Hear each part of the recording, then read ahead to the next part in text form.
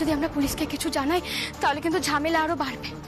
এইসব না করে এখন শুধু ঠান্ডা মাথায় আমাদেরকে এইটা ভাবতে হবে যে ফাইনালে কৃষ্ণাকে কি করে অডিটোরিয়ামে পৌঁছানো যায়। রাধা দিদি সেদিন সব শক্তি কাজে লাগিয়ে কৃষ্ণাকে আটকানোর চেষ্টা করবে, কিন্তু আমিও রাধা দিদিকে চ্যালেঞ্জ করছি। আমি সেদিন কৃষ্ণাকে অনুষ্ঠানে নিয়ে যাবই।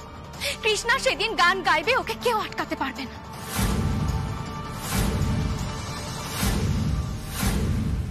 একদমই তাই, গান আমার ছোট দিদি গাইবেই। সেরকম দরকার পড়লে আমরা সবাই মিলে রুকু আর রাধাকে আটকাবো। ছোট দিদিকে গান গাইতেই হবে।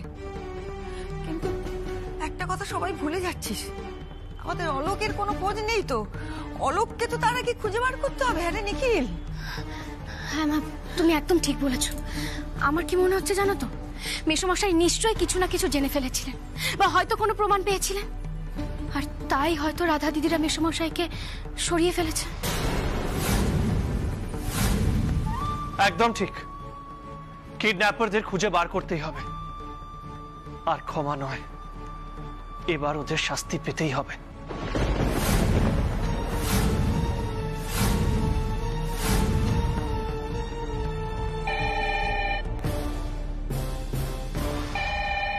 এত রাতে আবার কে ফোন করলো?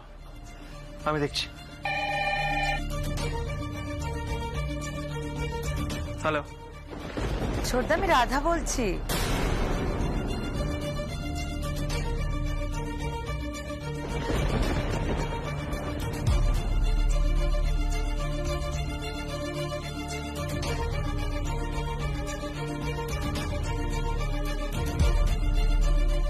বল রাধা, কি বলতে চাস?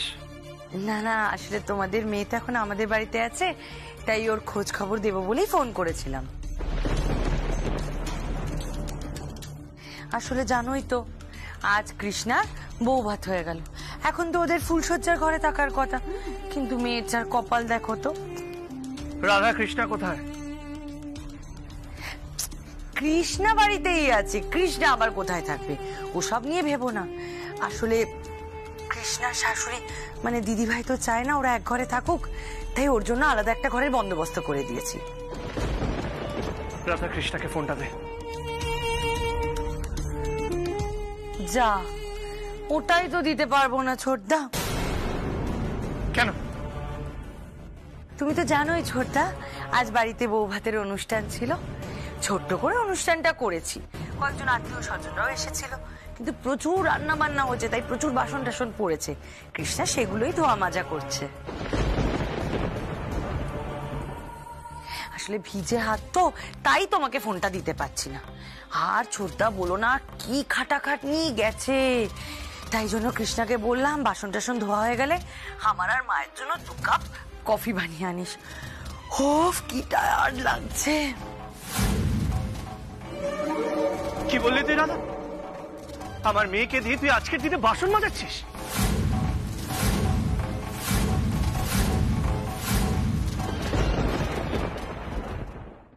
মা ছোটদা, এটা তুমি কি কথা বলছো? এটা তো কৃষ্ণার নিজের সংসার, ওকেই তো সংসারের হাল শক্ত করে ধরতে হবে, সংসারের সমস্ত কাজ করতে হবে, সব মানুষের সেবা শুশ্রূষা করে সকলের মন জয় করতে হবে। এটাই তো জীবন। আর কি বলতো ছোটদা, সবাই তো আর শ্যামার মতো শ্বশুর বাড়ি পায় না। একটা সাধারণ মেয়ে হঠাৎ করে স্টার হয়ে উঠলো। রাধা অনিরুদ্ধ কোথায়? কি বলবো বলো তো, বেচারা ছেলেটার জন্য না আমার মায়া হচ্ছে। যখন থেকে ও দিদি ভাইয়ের ওই চিঠিটা পড়েছে, কি ডিসঅ্যাপয়েন্টেড হয়েছে। বেচারা ঘুমোতেই চলে গেল। তবে তোমাদের জন্য ভীষণ খারাপ লাগছে, তোমরা তো এরপর থেকে আর ঘুমাতেই পারবে না রাত্রে। সারাক্ষণ শুধু ভয় ভয় থাকবে, এই বুঝি রাধা কৃষ্ণাকে মেরে দিল, এই বোধহয় চোখে গরম তেল ঢেলে দিল, এই বোধহয় মুখে গরম কয়লা ভরে ওর গলাটাই নষ্ট করে দিল। রাধা, আমার মেয়ের গায়ে যদি একটা আঁচড় লাগে আমি কিন্তু ভুলে যাবো তুই আমার বোন।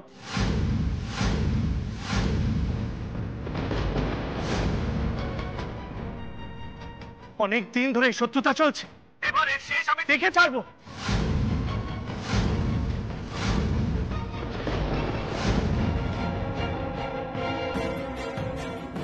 একটা কথা কান কান খুলে শুনে রাখো রাধা দিদি, আমার মেয়ের গায়ে যদি একটাও আঁচড় পড়ে তাহলে তোমাদের আমি এমন অবস্থা করব সেটা তুমি ভাবতেও পারবে না।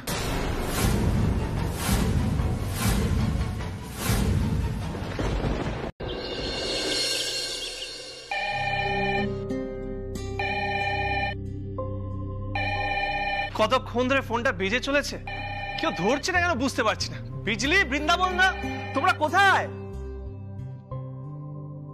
হ্যালো স্যার, বলছিলাম যে কৃষ্ণকলি ম্যাডামের সঙ্গে কথা বলা যাবে, বা কৃষ্ণাকে ফোনটা দিলেও চলবে।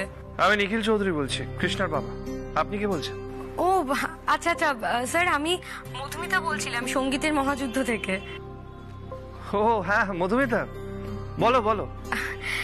কিছুই না, ওই একটা কারণে ফোন করেছিলাম, কালকে সেমিফাইনাল, সেটা মনে আছে তো? ও কালকে না? হ্যাঁ হ্যাঁ, কাল থেকে তো শুটিং শুরু হচ্ছে। আসলে মাঝখানে তো বেশ কটা দিন শুটিং অফ ছিল, তাই একবার রিমাইন্ডার কল করলাম। স্যার কাল ভোর 6টার সময় কল টাইম আছে, ঠিক আছে? চেষ্টা করবেন তার আগেই কৃষ্ণাকে নিয়ে চলে আসার। আচ্ছা শোনো না, বলছিলাম যে এই পুরো ব্যাপারটা কয়েকদিন পোস্টপোন করা যাবে? স্যার এটা আপনি কি বলছেন? মানে সেটা কোনোভাবে সম্ভব নয়। দেখুন গেস্টরা চলে আসছেন, এছাড়া সেট লাইট সমস্ত কিছু রেডি, তাছাড়া সবাইকে বলা হয়ে গেছে। স্যার এভাবে ক্যান্সেল করা যায় না। স্যার বলছিলাম যে কৃষ্ণা কোথায়, মানে ও কি বাড়িতে নেই? আমি না ওকে ফোন করেছিলাম, ওর ফোনেও তো দেখলাম ফোন লাগছে না। না মানে আসলে কৃষ্ণা, মধুমিতা এক সেকেন্ড হোল্ড করো। কার সাথে কথা বলছো কৃষ্ণ? মধুমিতা কল করেছে। দাও আমাকে, দাও। শ্যামা তুমি আমার আলাদা করে কি বলবে? কালকে সেমিফাইনালের জন্য সকাল 6টায় কল দিয়েছে, ওর যাওয়া তো অসম্ভব। তুমি আমাকে দাও না ফোনটা, আমি কথা বলছি। দাঁড়ো। মধুমিতা, আমি কৃষ্ণার মা বলছিলাম।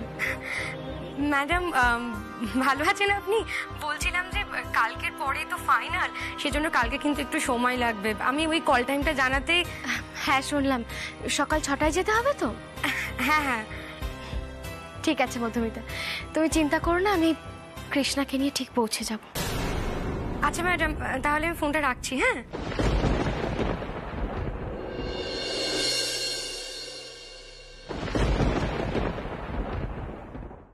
শ্যামা, এটা তুমি কি করলে? কি করলাম মানে? যা করলাম একদম ঠিক করলাম।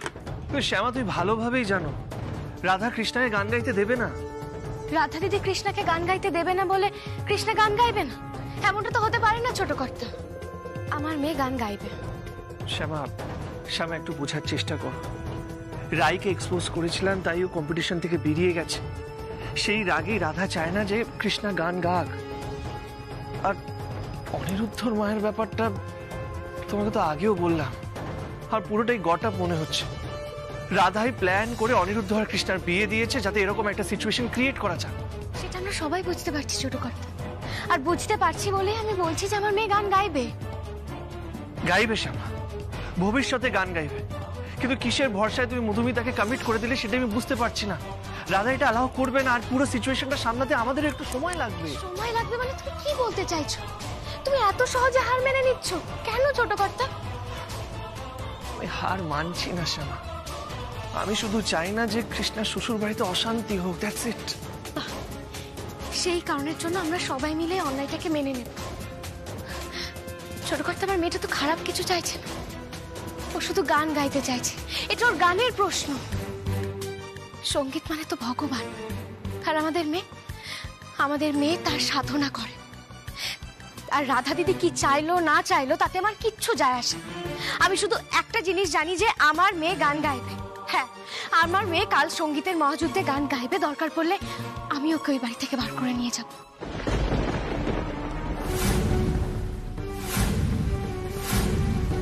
কিন্তু কি করে আনবে শ্যামা?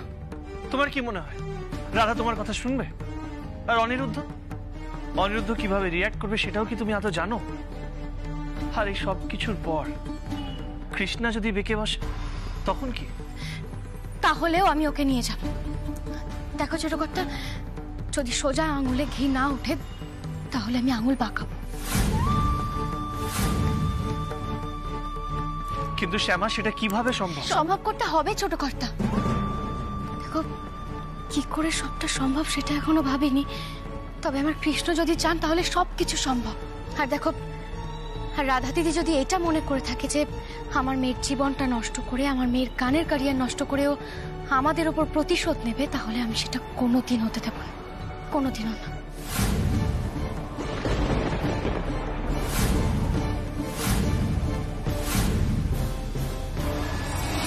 চুপ করে থাকিস না কৃষ্ণা, আমার মাথার দিব্যি দিয়ে বলছি, বল তোকে দিয়ে কি কাজ করিয়েছে? মা, মা সব কিছুই, ঘর মোছা, জামা কাপড় কাচা, বাসন মাজা। মা দেখো, এইসব কাজ করতে আমার কোনো অসুবিধা হয়নি, কিন্তু মা কালকে তো সেমিফাইনাল। আমি যদি কালকে গান গাইতে যেতে না পারি তাহলে তো তোমার স্বপ্ন পূরণ হবে না। কেন? এই স্বপ্নটা কি শুধু আমার? তোর স্বপ্ন না কৃষ্ণা? তুই কি ভুলে গেলি তুই কেন এই শহরে এসেছিলি? ভুলে যাইনি মা, কিন্তু এটাও তো সত্যি, আমি এবাড়ির বউ। এবাড়ির মানুষগুলো যদি আমাকে গান গাইতে যেতে অনুমতি না দেয় তাহলে আমি গান গাইতে যাই কি করে মা? আর আমি জানি এবাড়ির মানুষগুলো অনুমতি দেবেন না। কেন দেবে না কৃষ্ণা? অনুমতি ওদের দিতেই হবে। শোন, তুই এক কাজ কর, তুই বরং একবার অনিরুদ্ধর সাথে কথা বলে দেখ। দেখ, আমার বিশ্বাস যে ও তোকে আটকাবে না, ও তোকে ঠিক সমর্থন করবে। কিন্তু মা, শোন কৃষ্ণা, পৃথিবীতে এমন কোনো শক্তি নেই যে শক্তি তোকে কাল ও বাড়িতে আটকে রাখতে পারবে। কাল আমি তোকে ওই বাড়ি থেকে বের করে নিয়ে যাবই।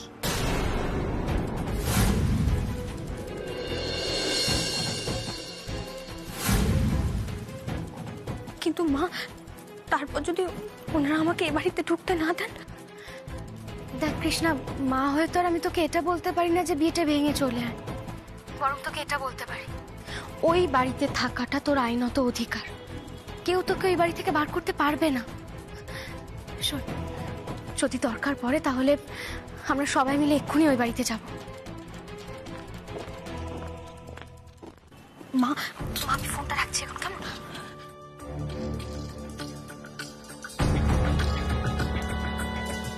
কৃষ্ণা, কৃষ্ণা,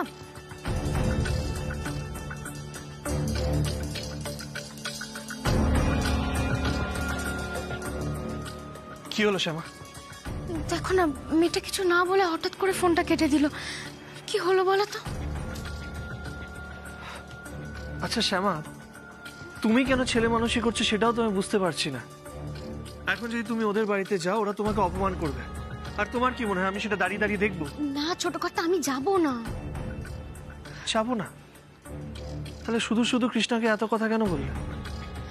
আমি যাব না, তুমি তো যাবে। মানে শ্যামা, তুমি কি বলতে চাও একটু ক্লিয়ারলি বলো। আমি বোঝাচ্ছি, দেখো,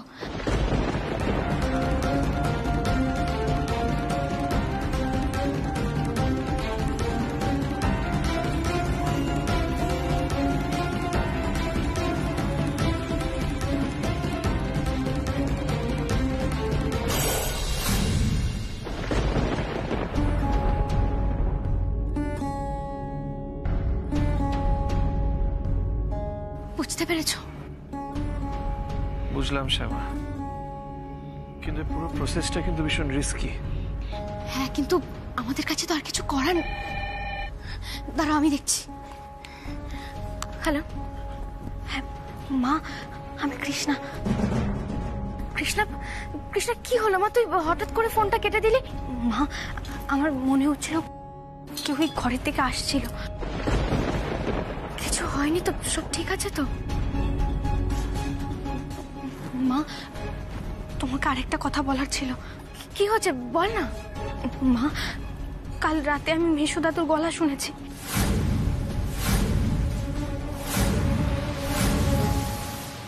মানে কোথায় শুনেছিস তুই? মা, মা, আমি কাল রাতে শোয়ার জন্য ঘরে ঢুকছিলাম, হঠাৎ মেশো দাদু ডাক শুনলাম। কৃষ্ণা কৃষ্ণা বলে ডাকছিলেন। কি বলছিস কি? শোন না, বলছি তুই ঠিক করে শুনেছিস? মনের ভুল না তো তোর? না মা, না, একেবারেই মনের ভুল না। বেশ কয়েকবারই আওয়াজটা পেয়েছি, খুব কাছ থেকেও না, আবার বেশি দূর থেকেও না, জানো তো। আমার মনে হলো এই বাড়ির আশেপাশেই কোথাও একটা আছেন মেশো দাদু। সত্যি মেশো মশাইয়ের গলা?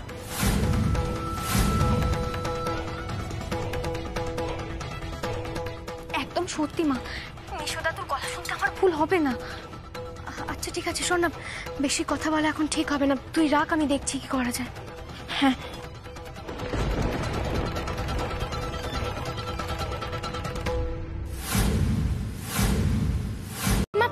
মেশোমশাইকে তো উদ্ধার করতে হবে, কৃষ্ণাকে আনতে হবে। আমার ছোট দিদি ঠিক শুনেছে, মানে অলোকের গলায় শুনেছে তো? মা ও তো বারবার করে একটাই কথা বলছে যে ও ঠিক শুনেছে, আর ও যেভাবে বললো তাতে কিন্তু আমারও এটাই মনে হচ্ছে যে ও একদম ঠিক শুনেছে। একদম তাই। আর কৃষ্ণার সাথে কথা বলার পর আমারও সেটাই মনে হচ্ছে মা। সেই জন্যই তো সিগন্যালে সিসিটিভি ফুটেজে মেশোমশাইকে দেখা যায়নি, তার মানে মেশোমশাই বাড়িতেই আছেন। মা এই কারণের জন্য আমি অন্য পথ নিতে বাধ্য হচ্ছি। দেখো, ওরা বুক ফুলিয়ে এত বড় অপরাধ করতে পারছে মানে ওদের আত্মবিশ্বাস তুঙ্গে। তাছাড়া রাধা দিদি তো এটা খুব ভালো করেই জানে, ও যদি চায় তাহলে টাকা দিয়ে অনেক কিছুই কিনে নিতে পারে। তার থেকেও বড় কথা, কৃষ্ণা কিন্তু একবারের জন্য ওর বাড়ি থেকে চলে আসার কথা বলেনি, বরং রাধা দিদির এক কথায় ওর নিজের ফোন দিয়ে দিয়েছে। তাই রাধা দিদি একবারের জন্য এটা ভাববে না যে আমরা কোনো রকম কোনো প্ল্যানিং করতে পারি। দেখো মা, ছোট কর্তারা যখন রাধা দিদিদের সঙ্গে কথা বলবে তখন ওরা কথা বলতে ব্যস্ত থাকবে, আর সেই ফাঁকেই আমি পাঁচিল টুপকে পেছন দিয়ে ঢুকে পড়বো। দেখো, যদি ভালো কথায় ওরা কৃষ্ণাকে ছেড়ে দিতে রাজি হয় তো তাহলে ভালোই, নইলে আমি ওই বাড়িতেই লুকিয়ে বসে থাকবো। রাত্রিবেলায় সুযোগ পেলে আমি কৃষ্ণাকে নিয়ে বেরিয়ে পড়বো।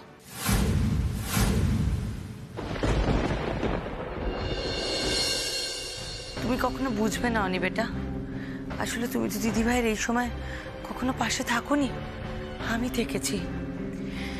এরকম একজন মানুষকে প্রতিদিন বাঁচিয়ে রাখার জন্য কত লড়াই করতে হয় বলো তো। আর কৃষ্ণা তো আরোই বুঝবে না।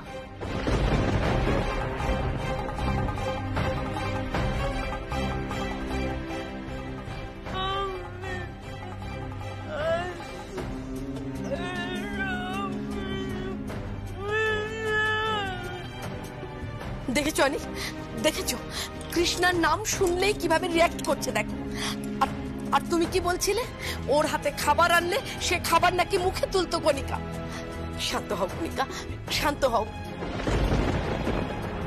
থাক মা, অনিবেটাকে বলে এখন কোনো লাভ নেই।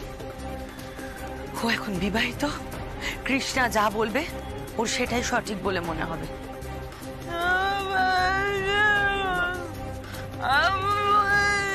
দিদি ভাই, আমি কথা দিচ্ছি, আমি বেঁচে থাকতে কোনোদিনও কৃষ্ণা আর অনিরুদ্ধ এক ঘরে থাকবে না, যতই ওরা স্বামী স্ত্রী হোক। দিদি ভাই এরকম করে না, দিদি ভাই একটু শান্ত হও না দিদি ভাই। দিদি ভাই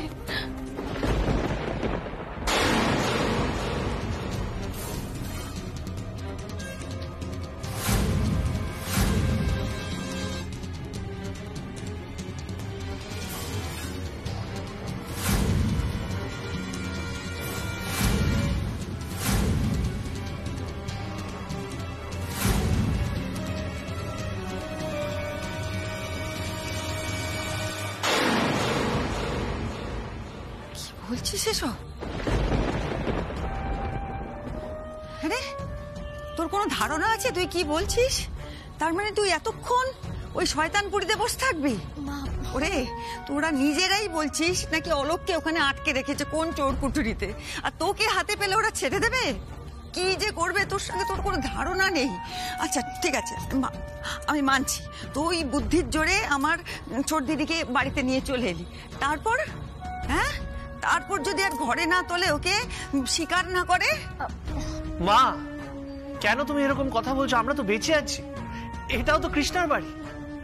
দেখো মা, আমরা তো কৃষ্ণাকে সামনের দরজা দিয়ে নিয়ে আসতে চাই, কিন্তু রাধা দিদি তো সেটা হতে দেবে না। রাধা দিদি এটা চায় না। মা, আমার মেয়েটাকে তো আমাকে বাঁচাতে হবে, বলো। ওর এতদিনের স্বপ্ন আমি কি করে জলে ফেলে দিতে পারি বলো? ওর স্বপ্নকে তো আমাকে বাঁচাতে হবে। এই সবকিছু মিটে গেলে না হয় রাধা দিদির সঙ্গে আইনি লড়াই লড়বো, কিন্তু মা যদি প্রয়োজন হয় তাহলে এই মুহূর্তে আমাদের ছলনার আশ্রয় নিতে হবে। মা, এইটুকু ঝুঁকি আমাদের নিতেই হবে।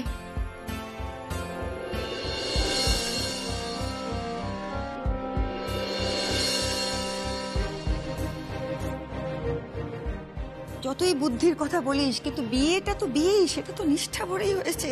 মা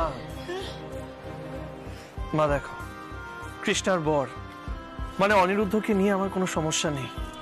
আর আমি এটাও জানি, যেদিন অনিরুদ্ধ রাধার আসল রূপ দেখবে, নিজের ভুল নিজেই বুঝতে পারবে।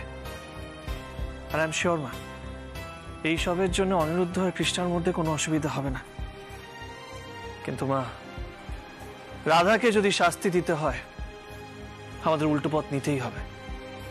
যেমন কুকুর তেমন মুকুর।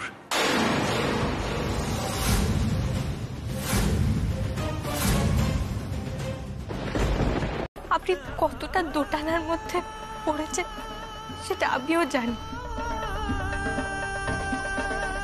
কিন্তু আমি শুধু একটা জিনিস বুঝতে পারছি না, মা আমাকে এতটা কেন অপছন্দ করছে। আমি তো এটা চাইনি অনিরুদ্ধ বাবু, আমি তো ওনাকে মন থেকে সেবা করতে চেয়েছিলাম। কৃষ্ণা, কৃষ্ণা, তুমি আমার দিকে তাকাও, আমার কথাটা শোনো। আমি জানি একদিন এই বাড়ির প্রত্যেকটা মানুষ তোমায় ভালোবাসবে, তোমার মূল্যটা বুঝতে পারবে। তুমি তোমার ব্যবহার দিয়ে, স্বভাব দিয়ে এই বাড়ির প্রত্যেকটা মানুষের মন জয় করে নেবে।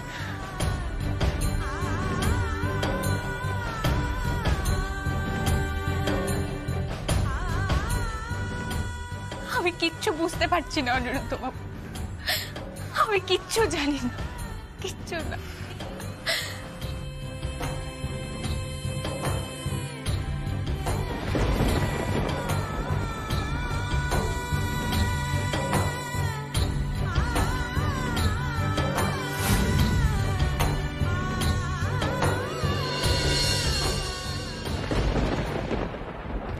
তুমি তো শ্যামাকে দেখেছো দিদি ভাই, আর কৃষ্ণা তো শ্যামারই মেয়ে, আর শ্যামা হলো আমার জাত শত্রু।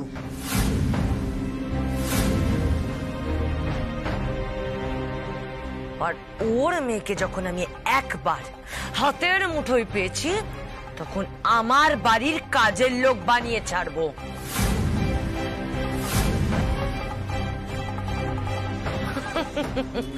গান? কৃষ্ণা আবার নাকি গান গাইবে? ও জীবনে গান গাইতে পারবে না। আমি ওর কানের গলা সারা জীবনের মতো নষ্ট করে দেব।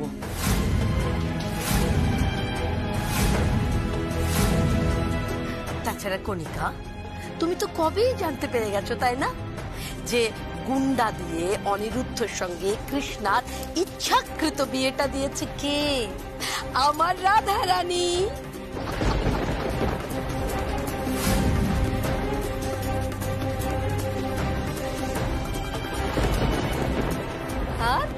আর তুমি কি সেটা কাউকে বলতে পেরেছো? কাউকে বোঝাতে পেরেছো?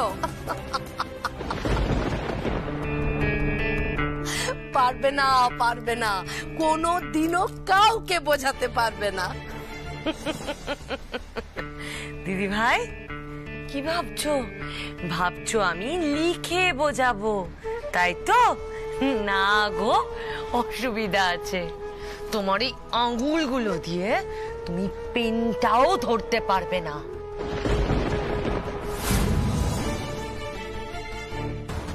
সেদিন দেখলে না দিদি ভাই, সেদিন চিঠিটাও তো আমাকে ধরে ধরে তোমাকে লেখাতে হলো।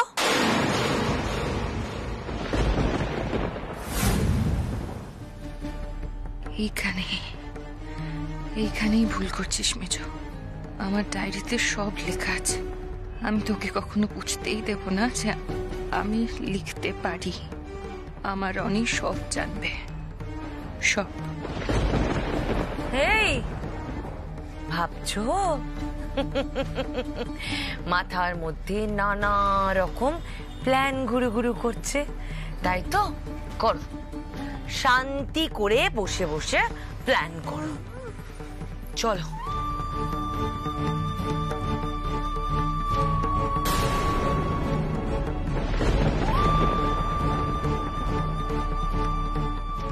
এই একটা কথা কান খুলে শুনে রাখো, যদি বেশি বাড়াবাড়ি করার চেষ্টা করো তাহলে তোমার ছেলেকে আমার শেষ করে দিতে 1 মিনিটও সময় লাগবে না।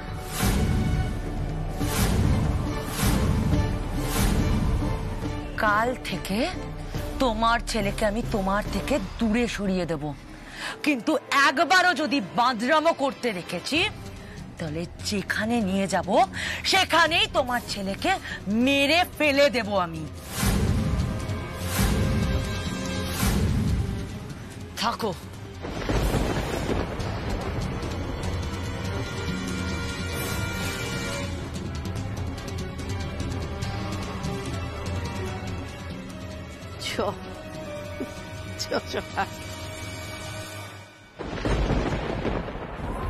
এই একটা ভয়ে তো আমি কিচ্ছু করতে পারছি না, শুধুমাত্র একটা ভয়ে।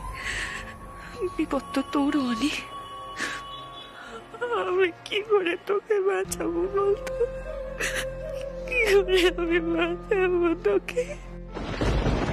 যাও অনিরুদ্ধ, যাও, কৃষ্ণাকে ডেকে দাও, কৃষ্ণাকে ওদের সঙ্গে পাঠিয়ে দাও।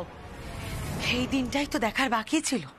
বাড়ির বউয়ের বাড়ি ছেড়ে চলে যাওয়ার দুর্নামটা দত্তবাড়ির গায়ে লাগার ছিল। দিদিভাই তো এমনি মরে বেঁচে আছে, তারপর এই ঘটনা জানার পর কিভাবে রিয়াক্ট করবে জানি না। আমারও আর বেঁচে থেকে কাজ নেই, আমিও মরে যাব, আমিও নিজেকে শেষ করে দেবো নিজেকে।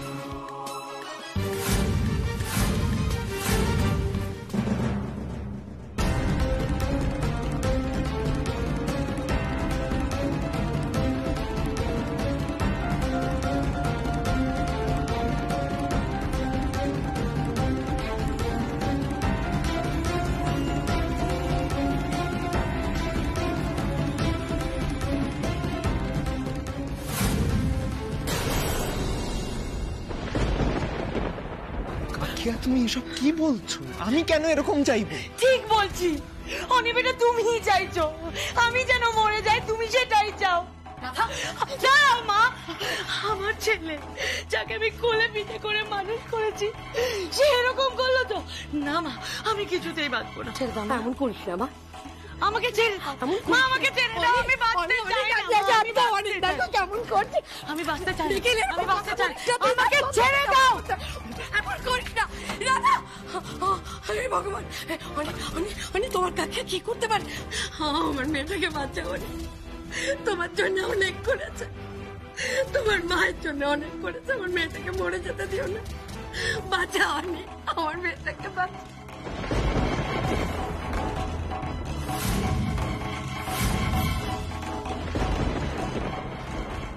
নাও, এবার তোমাদের শান্তি হবে, আমি নিজেকেই শেষ করে দিচ্ছি।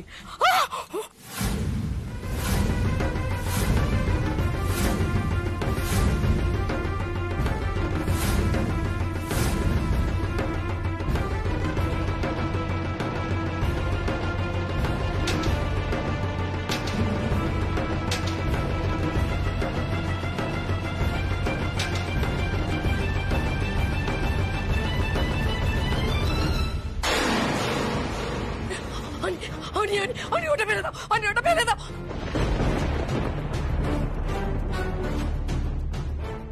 এটা তুমি কি করছো? কেন করছো এটা?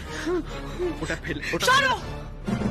কেউ আমার দিকে এগোবে না, কেউ যদি আমার দিকে এগিয়ে আসো আমি এক্ষুনি আমার হাতের শিরাটা কেটে ফেলবো। না,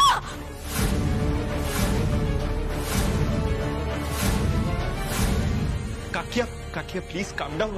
ওটা ফেলে দাও, ওটা সরা। কাকিয়া প্লিজ। না না, তোমরা আমাকে আটকেও না, আমি আজকে নিজেকে শেষ করে দেবই। আমার এইভাবে বেঁচে থাকার কোনো দরকার নেই। ব্যাস দাদা, ব্যাস, অনেক নাটক করেছিস। এইসব ইমোশনাল ব্ল্যাকমেল করে আমার মেয়েকে এই বাড়িতে আটকাতে পারবি না তুই। অনি বেটা, আমি বারবার বলছি তুমি এই লোকটার কথা শোনো না, যদি এর কথা শোনো তাহলে তুমি কিছু পস্তাবে। রাধা প্লিজ, নিজেকে আঘাত করার মতো সাহস তোর মধ্যে নেই। আমরা তোকে হাড়ে হাড়ে চিনি। নিখিল চুপ কর। বাবা প্লিজ, আপনি এই সিচুয়েশনটা বাবা, আপনি এই সিচুয়েশনটা ইনভলভ হবেন না, আমায় হ্যান্ডেল করতে দিন প্লিজ। কাকিয়া প্লিজ, আমি হাত জোর করে রিকোয়েস্ট করছি, এরকম না! ছেলেটা ফেলে আমি তোমাদের কারোর কথা শুনবো না। অনি বেটা, আমার একটাই শর্ত আছে, তুমি ওদেরকে বলে দাও কৃষ্ণা গান গাইবেন না। আর কৃষ্ণা যদি গান গায়, আমি তোমাদের সকলের সামনে এক্ষুনি নিজের শিরা কেটে মরে যাব। অনি বেটা, এর দায় তুমি নিতে পারবে তো? প্লিজ ছুরিটা সরাও কাকে, এরকম করো না। দেখো না, কাকিয়া কাকিয়া প্লিজ আমার কথাটা শোনো, কাম ডাক।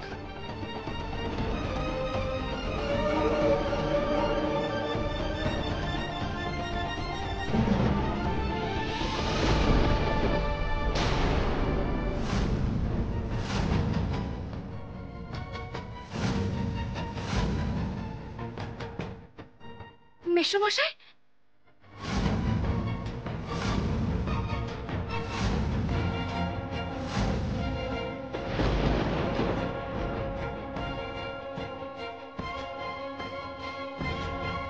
ঠিক আছে, কৃষ্ণা কোথাও যাবে না, কোথাও যাবে না কৃষ্ণা। কৃষ্ণা গান গাইবে না।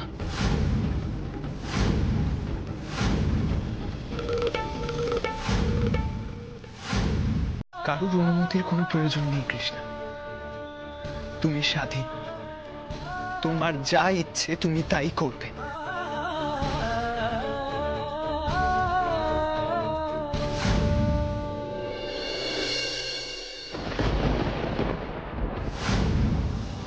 আমিও দেখব কে তোমায় আটকায়।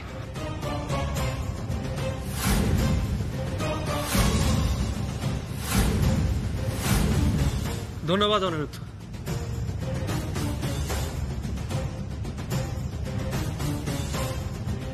বাবা, আপনারা এখন কৃষ্ণাকে নিয়ে যান, এদিকটা আমি বুঝে নিচ্ছি।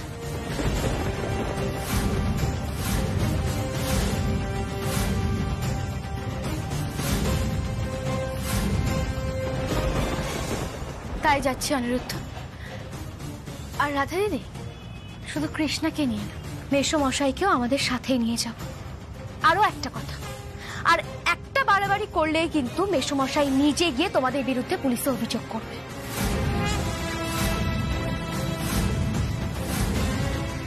এই কথাটা তোমাদেরকে আগে থেকেই জানিয়ে রাখলাম।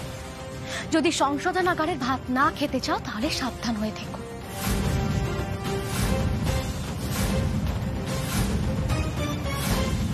বলছিলাম আগে কৃষ্ণার সেমিফাইনাল হোক, তারপরে আমরা ডিসিশন নেব যে এদের কিভাবে শাস্তি দেব। কিন্তু একটা কথা মাথায় রাখিস, আর তোদের আমরা ছেড়ে দেব না।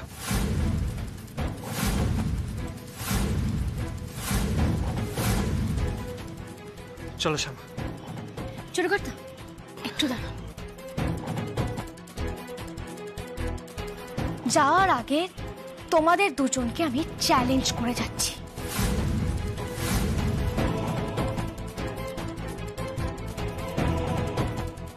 আমার মেয়ে গান গাইবে আরো জিতবেও।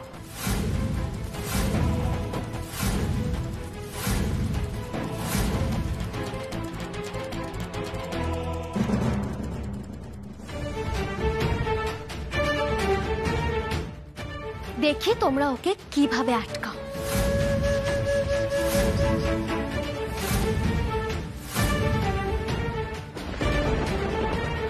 কত বড় ক্ষমতা তোমাদের। চলো ছোট কর্তা। কৃষ্ণা চল।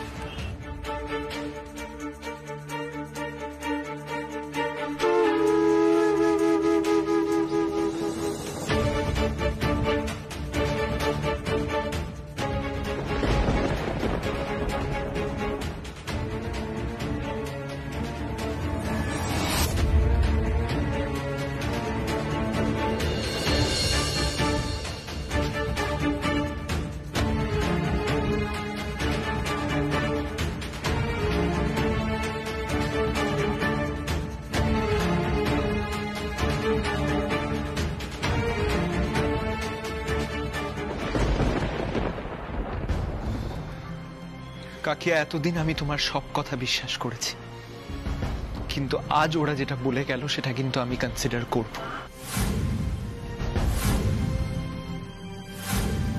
আমার মায়ের ট্রিটমেন্ট নিয়েও কোনো ষড়যন্ত্র হচ্ছে কিনা, কোনো মিথ্যাচার হচ্ছে কিনা আমি কিন্তু সেটা দেখব।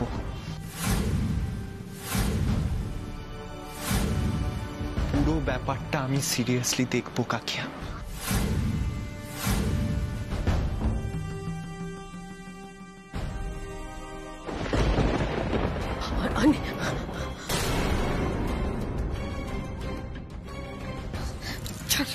ছাড় একটু, ছাড় ছাড়।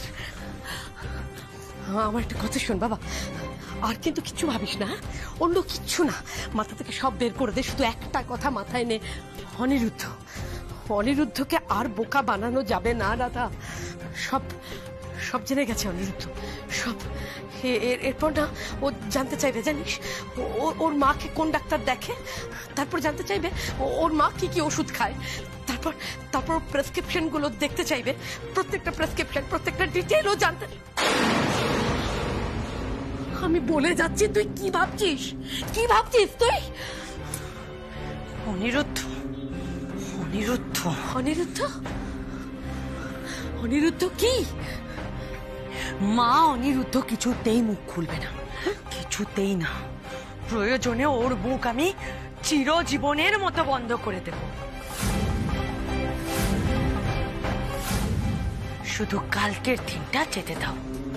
অনিরুদ্ধকে দিয়েও কৃষ্ণাকে বাঁচাতে পারবে না।